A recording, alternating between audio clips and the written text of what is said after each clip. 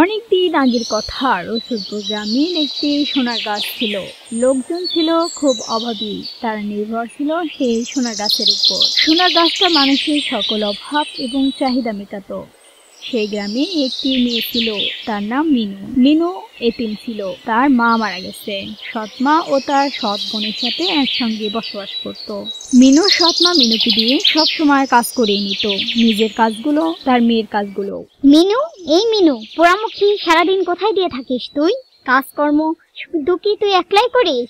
আর কোনো কাজ নেই? একটা নিয়েই সবসময় বসে থাকিস? হ্যাঁ মা, আসছি, দাঁড়াও। কি হয়েছে মা? এই বলে মিনু তার মায়ের কাছে যায়। তার মা তাকে থালা বাসন মুখের উপর ছুঁড়ে মারে। ধর, এইগুলো পরিষ্কার করে নিয়ে আয়। সকাল থেকে তো কোনো কাজই করলি না। সব সময় সবকিছু আমার নিজেরই দেখতে হয়। তুমি কি বলছো মা? আমি তো সব সময় কাজ করি। আচ্ছা, এইগুলো আমি ধুয়ে আনতেছি।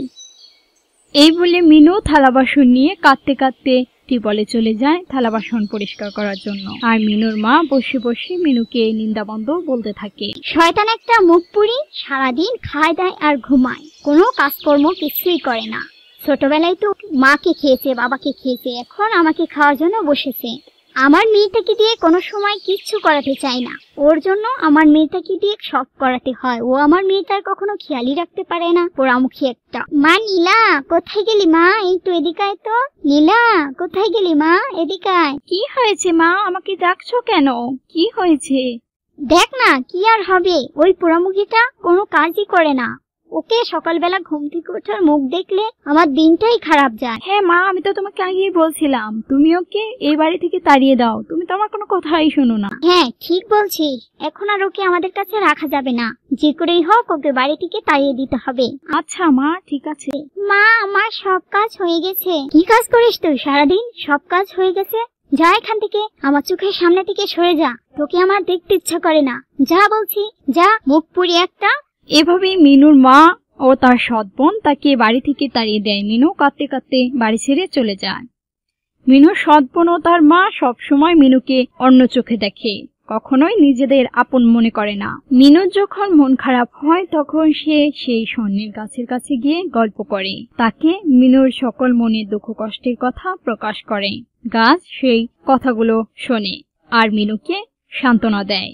এভাবে হাসি খুশিতে তাদের বন্ধুত্ব আরো জটিল হয়ে ওঠে। মিনু স্বর্ণের গাছকে খুব ভালোবাসে। স্বর্ণের গাছ গ্রামবাসীকে সবসময় সাহায্য করত। মিনু কখনোই স্বর্ণের গাছের কাছে নিজের জন্য কিছুই চায়নি। সেই গ্রামে একটা দরিদ্র লোক ছিল।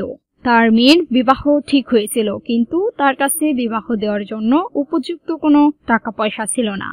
তখন সে স্বর্ণের গাছের কাছে সাহায্য চাইতে আসে।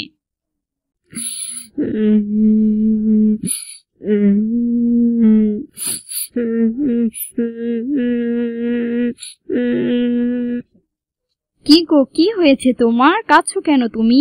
স্বর্ণের গাছ, আমি খুব বিপদে পড়েছি। আমার মেয়ের বিয়ে। আমি তো খুব দরিদ্র মানুষ, আমি দিন আনি দিন খাই। আমার মেয়েকে বিয়ে দেব কিভাবে তা আমি জানি না। তুমি তো সবাইকে সাহায্য করো, আমাকে একটু সাহায্য করো না। আচ্ছা ঠিক আছে, তুমি আর কান্না করো না, আমি তোমাকে সাহায্য করব। এই নাও, এইটা তুমি তোমার মেয়ের বিয়েতে খরচ করো, নাও। ধন্যবাদ তোমাকে স্বর্ণের গাছ, তোমাকে অনেক ধন্যবাদ। আচ্ছা ঠিক আছে, আমি এখন চলে যাচ্ছি। এরকম করে গ্রামবাসীরা স্বর্ণের গাছের থেকে সব সাহায্য নিত এবং তারা সবাই হাসি খুশিতে জীবনযাপন কাটাতে লাগছিল। হঠাৎ করে অন্য দেশের এক তান্ত্রিক সেই স্বর্ণের গাছের খবর পেয়ে গেল। সেই জ্যোতিষীরা এসে স্বর্ণের গাছের কাছে কিছু স্বর্ণ চাইল। তাদের মনে ছিল অনেক খারাপ বুদ্ধি। তারা স্বর্ণের গাছকে উঠিয়ে নেওয়ার জন্য এসেছিল। তারা শয়তান কি করে স্বর্ণের গাছকে তুলে নিয়ে চলে যায়।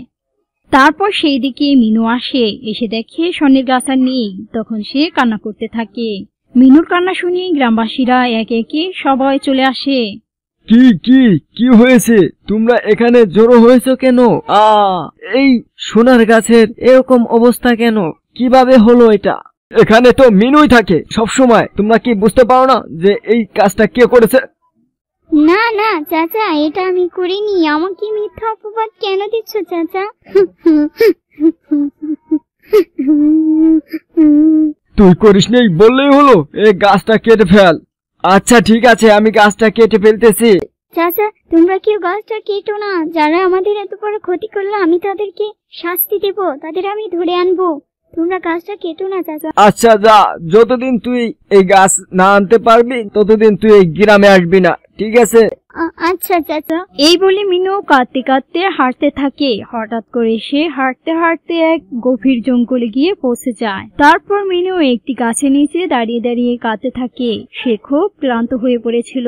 তার কান্না শুনে গাছে থেকে এক ডাইনি এসে তার সামনে দাঁড়ালো। কে রে মেয়ে, কে তুই? কেন কান্না করছিস সেখানে দাঁড়িয়ে দাঁড়িয়ে? তুমি আমাকে মেরো না, মেরো না, আমি খুব অসহায়, তুমি আমাকে মেরো না।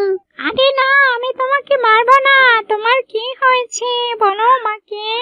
তুমি এত ছোট একটা মেয়ে, কি হয়েছে তোমার? তারপর মিনু ডাইনিকে সবকিছু খুলে বলল। ডাইনি সবকিছু শোনার পর মিনুর উপর খুশি হয়ে এবং তার কষ্ট দেখে তাকে একটা সোনার লাঠি দিল। এই নাও মেয়ে, এই লাঠিটা নিও। এটা নিয়ে তুমি যা চাইবে ওর কাছে, ও তোমাকে তাই দেবে। আর কান্না করো না, যাও বাড়ি ফিরে যাও। এই বলে ডাইনিটা মিনুকে লাঠিটা ধরিয়ে দিয়ে সেখান থেকে চলে যায়। মিনু খুশি হয়ে লাঠিটা নিয়ে বাড়ির পথে আবার রওনা দেয়। তারপর মিনু আস্তে আস্তে হেঁটে হেঁটে গ্রামে চলে আসে। সেই শনের গাছের কাছে এসে গ্রামবাসীকে ডাকতে থাকে। পরে গ্রামবাসীরা মিনু ডাক শুনে সবাই সেই গাছের নিচে পৌঁছে যায়। তারপর মিনু সেই লাঠিকে বলে শনের গাছটা এনে দিতে। পরে লাঠি সেই শনের গাছটা জায়গা মতো এনে দাঁড় করিয়ে দেয়। তারপর গ্রামবাসীরা নিজের ভুল বুঝতে পারে, মিনুকে আপন করে নেয়। এভাবেই মিনু ও তার গ্রামের মানুষ একসাথে সুখে শান্তিতে বসবাস করতে থাকে।